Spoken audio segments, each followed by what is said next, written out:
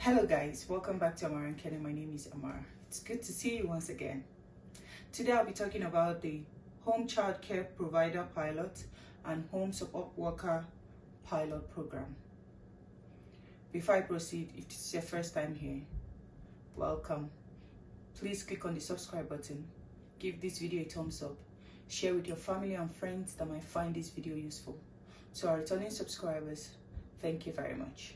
We're on Instagram, on Facebook as Amara and Kene.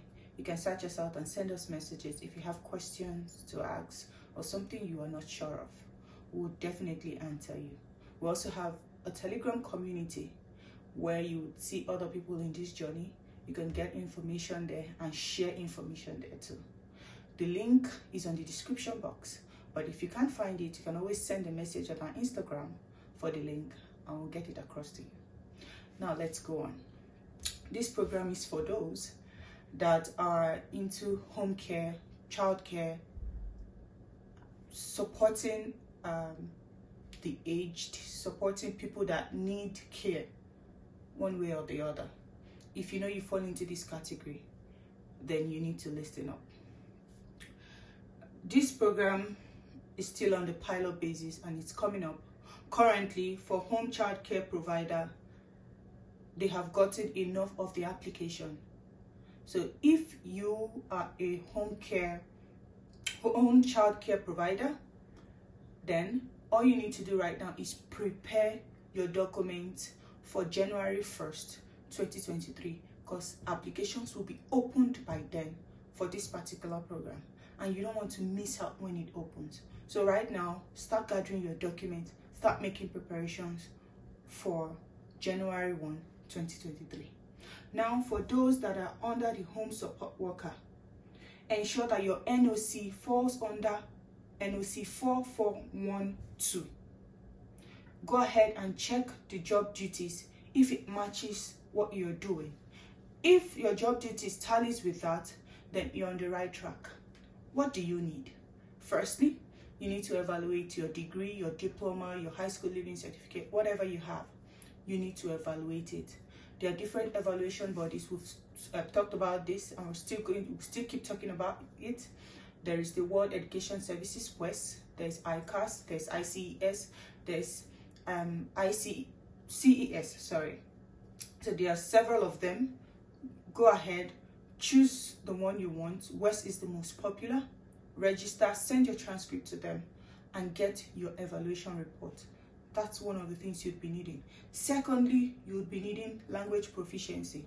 It can either be English language proficiency or French language proficiency. For English, we have the IELTS and CELPIP.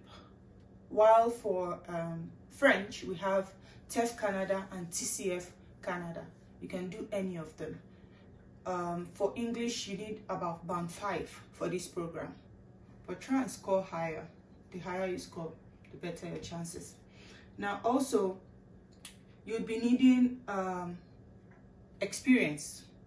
Now, when it comes to experience, there are 3 categories. Experience for those people that have worked in Canada for 24 months. That's category 1. Experience for those that have worked in Canada for less than 24 months. That's category 2. Category 3 is for those people that don't have any experience at all in Canada. If you belong in any of these categories, then you can apply. That's not a problem. But there are different processes for each of those categories. So don't worry if you've not worked in Canada. Okay, now let's go on. The 4th thing you would need to have is a job offer. Yes, you need to apply for jobs with an employer and get an offer. And the offer must come in the employment form INM 5983. Whichever employer gives you employment under the home support worker pilot, the employer must give you your employment in that form. Secondly, it must be a full-time job with at least 30 hours each week. Also, it has to come from a Canadian employer. It should be outside the province of Quebec employer should not be an embassy, high commission, or consulate. Then it should be a genuine job, meaning they genuinely require your help. Don't just fabricate some kind of job. They must genuinely require your help. Now, about the process. If you have no experience in Canada, what you need to do first, create a resume in Canadian format, create an offer letter, start applying for jobs. We have a video discussing how to create a Canadian resume. The link will be included in the description box. Also, there's a format on our IG page. Just go ahead and look at it there. Okay, so you apply for the jobs. When you get the job, your employer would give you the employment form in the IMM 59A3. Then you submit a work permit application along with your PR application. So when you have that job offer, you're submitting for both work permit and PR at the same time. Now, these are for those that does not have any Canadian experience and are outside of Canada. Now, you must meet the requirements to get a work permit to work in Canada. Work permit is occupation restricted. That means whatever work permit they give to you, it is strictly for home support worker. You cannot use it for any other role. Even if you're going to change employer, it must be on the employer must be a home support worker kind of job. When you get your work permit, you do not get PR immediately. You need at least 24 months of work experience in Canada before your PR can be approved. So once you achieve the 24 months, you will inform RRCC that you've achieved the 24 months. Then they will finalize your PR application. But don't forget, you're submitting it together with your work permit. It's just that they will not approve it until you get your 24 months. For those that already have 24 months, you're going in Canada, you're going straight to applying for PR. If you have less than 24 months, you're applying for work permit along with your PR. Once you get to that 24 months, you inform them. If you're already on work permit, just apply for your PR. Once it gets to 24 months, you inform them that you've gotten to 24 months and they would approve your PR. So that's how those three categories work.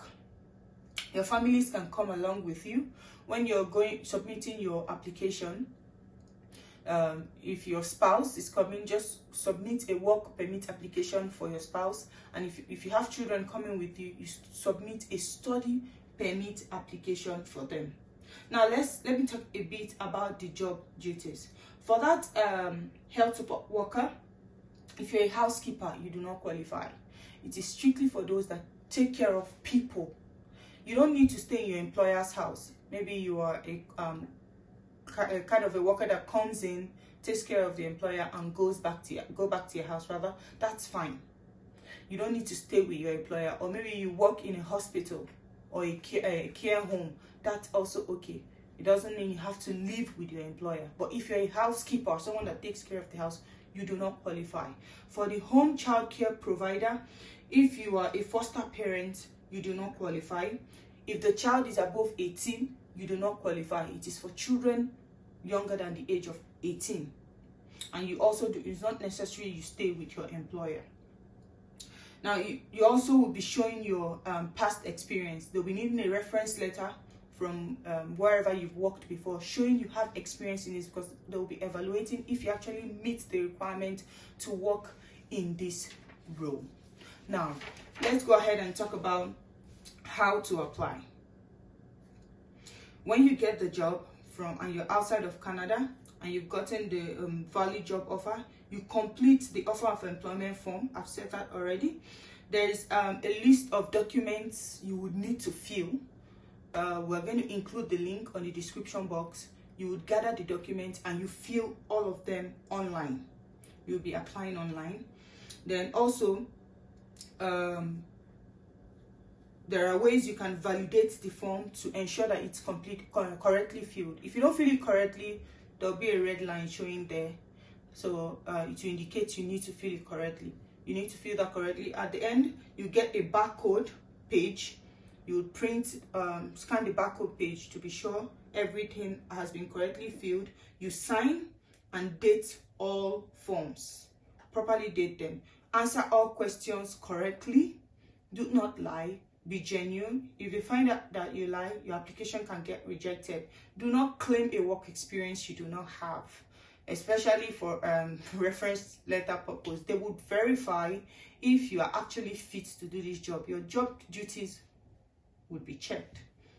Okay, so you pay your application fee. Now, let's talk about the application fee. You will be paying your processing fee, which is 570 Canadian dollars.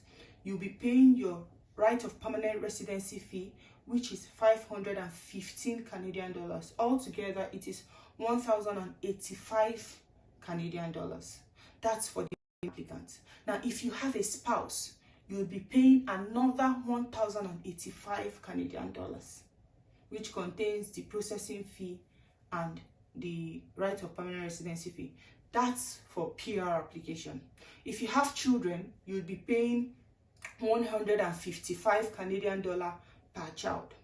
You would also be paying for biometric fee. If a single applicant, biometric fee is 85 Canadian dollars. But if it's for a family of 2 or more people, you would pay 170 Canadian dollars. You would also be paying for work permit processing fee, which is 155 Canadian dollars, and you would also pay for open work permit holder, which is 100 Canadian dollars. If you have a spouse coming with you, you're also paying a work permit fee for them, same price. If you have children coming with you, you are also paying study permit fee for them. These are the fees you'll be paying for the whole of the application. Okay, so don't forget also your biometric fee. At the end of the day, after paying all the fees, you print out the receipt. You will be including it in your application. You've gathered all your documents. What do you have? Your evaluation report, your IELTS report, your receipts. You need to carry out your medical, your police character clearance, your international passport, your passport photograph, application for your work permit, and that of your spouse or children if you have any that will be coming along with you. You gather all these documents, including the forms that you'll be filling, that will provide the link on the description box. You would gather it all, scan them, and apply online. Submit your application. Pay your fees, and you wait to hear back from them. Don't forget, you need a job offer. You can start searching. There are so many search sites where you can get jobs from. To mention a few, we have Workopolis, there's Glassdoor, there's Indeed Canada, there's Canada Job Bank. We also have videos with so many recruitment agencies online on our YouTube channel here. You can check them out and submit as many applications as possible to so many employers. The more you submit, the better your chances. You can't submit to 2 or 3 and say, oh, you didn't get a call back. You need to submit to as many as possible to stand a better chance of that job offer. Once you get the job offer, every other thing is falling into place.